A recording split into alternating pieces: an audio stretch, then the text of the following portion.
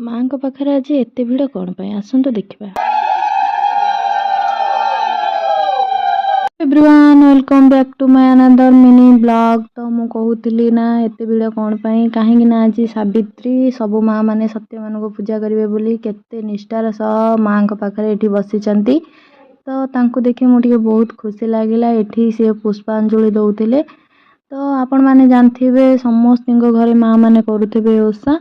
ମୁଁ ଆଉ ବେଶୀ କିଛି କହିବାକୁ ଚାହୁଁନି। ତ ଆମେ ଓଷା ସାରି ଘରକୁ ଆସିଥିଲୁ। ବହୁତ ଜୋର ଖରା ହେଉଥିଲା। ମମ୍ମି ତ ଅନ୍ୟାନ୍ୟ ଜିନିଷ କିଛି ଖାଇବନି, ବାସ୍ ଟିକେ ଫଳ ପଣା ପିଇବ।